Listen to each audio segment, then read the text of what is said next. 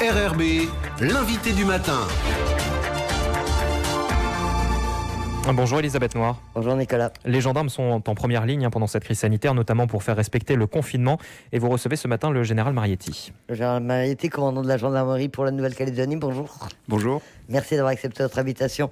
Quel est le rôle, quelle est l'action de la gendarmerie nationale pendant cette crise sanitaire ?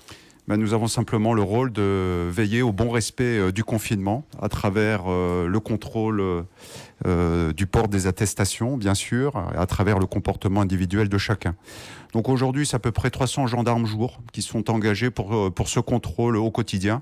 En plus des missions, nous avons effectué la semaine dernière plus de 1200 missions dédiées au contrôle des attestations. Nous avons contrôlé 12 000 personnes, 9 000 véhicules. Et puis nous sommes à peu près à 200 infractions relevées, c'est-à-dire un peu moins de 1%. Donc globalement, les Calédoniens sont plutôt disciplinés, plutôt respectueux des consignes ? Alors les Calédoniens respectent parfaitement les règles du confinement. Toutefois, nous avons et nous constatons des débordements. 5 fois, nous avons dû être engagés la semaine dernière sur des regroupements de jeunes et pris de boissons qui non seulement, bien sûr, ne respectaient pas les règles du confinement, mais qui en plus sont pris aux forces de l'ordre. Donc ceci nous oblige à plus de fermeté. Nous avons aussi constaté la mise en place de barrages filtrants que nous avons été amenés à faire démanteler du côté de Kalana, du côté de la Madeleine, du côté de Thio. Nous avons encore un problème du côté de Monéo, à Ponériouin, où des coutumiers veulent se substituer aux forces de l'ordre sur les axes de circulation pour contrôler les attestations. Bien sûr, ce n'est pas leur rôle, c'est dangereux. Il y a des risques d'affrontement, donc nous sommes en train de régler le problème en lien avec la mairie et les coutumiers sur place. C'est l'interdiction qui a été décrétée par certains de rentrer dans les tribus pendant cette crise sanitaire. Ça se règle en général dans le calme ou vous êtes obligé d'intervenir vraiment par la force pour lever ces barrages ? Alors le fait que les coutumiers règlent la vie dans les tribus, c'est leur rôle, donc ça ne pose pas de souci. En revanche, qu'ils se mettent sur les axes de circulation, bien sûr, ce n'est pas normal. Nous privilégions la voie de la négociation et du dialogue pour régler ce genre de problème. La force ne résout pas tout, mais on sera peut-être amené à faire usage de la force pour que la circulation soit parfaitement rétablie. Pendant ces périodes de crise sanitaire et de confinement strict, est-ce que la délinquance naturellement baisse puisque les gens sont chez eux ou est-ce que c'est pas le cas ? Alors, on a peu de recul sur les chiffres de délinquance sur une semaine. Qu'est-ce qu'on constate ? On constate déjà un transfert des cambriolages, des habitations plutôt vers les locaux administratifs ou professionnels. On a quelques dégradations dans les écoles, quelques cambriolages dans des épiceries, dans des stations-service.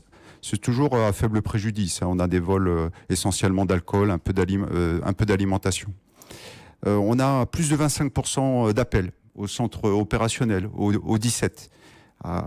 Pour raison des différents familiaux, pour des tapages. Donc on a dû renforcer le centre d'appel. On a eu un samedi très chaud, avec 42 interventions de nuit, alors que normalement un samedi soir, c'est plutôt 35 interventions de nuit sur le territoire. Ça s'explique comment ? C'est essentiellement de la consommation d'alcool et souvent malheureusement sur la voie publique. Donc non seulement un non-respect du confinement, mais en plus des comportements de troubles à l'ordre public avec des agressions des forces de l'ordre. On a doublé le nombre de caillassages sur les forces de l'ordre la semaine dernière par rapport à une semaine normale. Sans blessés chez les forces de l'ordre, des caillassages ? Non, il n'y a pas eu de blessés. Nous sommes bien équipés, bien protégés, mais on sent une certaine agressivité. Bien sûr, notre inquiétude porte sur les violences intrafamiliales.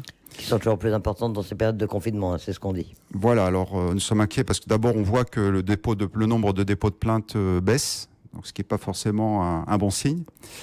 On sait que derrière cette porte fermée du milieu familial, il peut se passer des choses. Donc on insiste pour que les femmes n'hésitent pas à faire connaître leur situation. Alors je rappelle qu'il y a plusieurs dispositifs. Il y a le dispositif du SMS qui permet même au sein de son logement discrètement de donner l'alerte. Je rappelle le numéro qui a été mis en place par le gouvernement, c'est le 500 067. Je rappelle également qu'il y a SOS Écoute, 05 30 30 pour faire connaître certaines situations de détresse. Et puis bien sûr, il y a le 17, le numéro d'appel d'urgence. Et vous avez mis en place aussi tout un dispositif. Voilà, donc si la femme peut se présenter à la brigade, nous avons mis un dispositif qui lui garantit la confidentialité. Il s'agit tout simplement d'un panneau avec un gros rond bleu et un gros rond orange. Si la personne est victime de violence et qu'elle ne veut pas en parler parce qu'il y a du monde à l'accueil, eh bien elle montre du doigt le gros rond orange. tout ça. Et elle sera accueillie en toute confidentialité et par une femme si elle le souhaite. Donc ce dispositif va être présenté à la presse très bientôt en lien avec le gouvernement et le Haut-Saria. Et a priori, c'est efficace comme système, ça a déjà été expérimenté ailleurs ou C'est un dispositif qui a été développé dans la Sarthe, au Mans, et qui a démontré toute son efficacité. Donc on espère qu'ici, ça fonctionnera également. Il sera mis en œuvre dans les prochains jours ou... Alors les panneaux sont déjà là, c'est surtout la communication pour véhiculer le message, mais nous en fin de semaine il sera déjà en place dans les brigades. Donc rond bleu, rond orange, et il faut indiquer le rond orange si on veut être discrètement.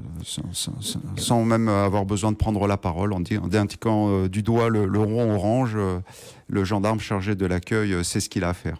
Alors autre intervention de la gendarmerie sur les routes, là aussi on se dit il y a moins de gens sur les routes puisqu'ils sont confinés, est-ce qu'il y a moins d'accidents, il y a moins d'infractions à la législation routière?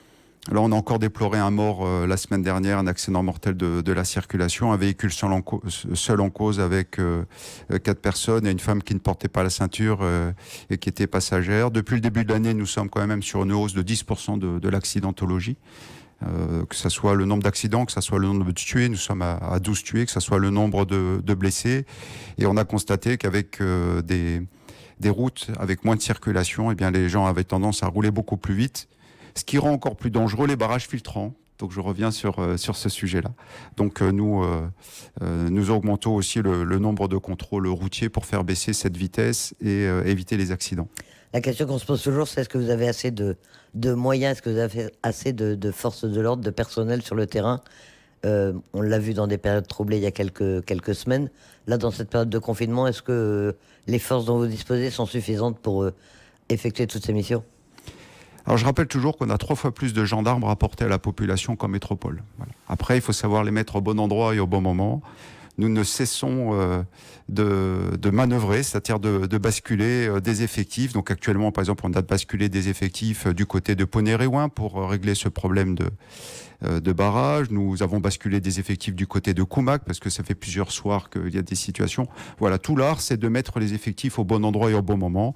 Jusqu'à maintenant, nous n'avons pas été débordés par la situation, donc j'estime que les effectifs sont largement nécessaires. Et comment s'organisent les relèves des forces de l'ordre dans ce contexte, notamment de confinement strict et de suspension des vols? Donc pour l'instant, les relèves de la gendarmerie ont été réalisées la semaine dernière. Donc c'est un problème que nous réaborderons dans 2 mois et demi. Je sais que les camarades des FANC attendent une relève pour des missions de courte durée. Moi, je rappelle que la 14e qui a été mise en place a démontré toute son efficacité. Depuis 1 an, il n'y a pas eu le moindre souci sanitaire. Donc je suis convaincu que lorsqu'il y aura besoin de faire des relèves, avec la négociation, nous arriverons à faire arriver les personnels. La Calédonie ne peut pas fonctionner sans l'arrivée d'experts, sans des relèves de personnel, sans que des professionnels puissent quitter le territoire et revenir. Donc on peut s'en passer un temps, une quinzaine de jours, mais pas ad vitam aeternam. Donc à un moment donné, il faut qu'il y ait... on continue les échanges dans le respect des règles sanitaires qui ont démontré leur efficacité. Et concernant la gendarmerie, il y a un dispositif de quatorzaine qui est particulier et qui est très strict et qui est observé. Alors il n'est pas particulier, c'est exactement le même que celui de tout Calédonien qui revient en Calédonie. C'est un test PCR avant le décollage et à l'arrivée, c'est 15 jours de quarantaine dans des hôtels qui sont désignés par le gouvernement et ensuite test PCR avant de sortir. Donc il n'y a rien de particulier, au contraire. Et il y a des rumeurs de manifestations ou de volonté de blocage à Tontouta pour empêcher éventuellement ou pour se signaler au moment de l'arrivée des relèves militaires. C'est une inquiétude pour vous? Alors, on ne prend aucune menace à la légère. L'année dernière, les dégâts ont été très conséquents sur la façade de l'aéroport. Ça ne peut pas se reproduire. Je rappelle que l'année dernière, dans la foulée, 5 jours après, nous interpellions les auteurs. Il y a eu des condamnations et même des peines de prison qui ont été dictées.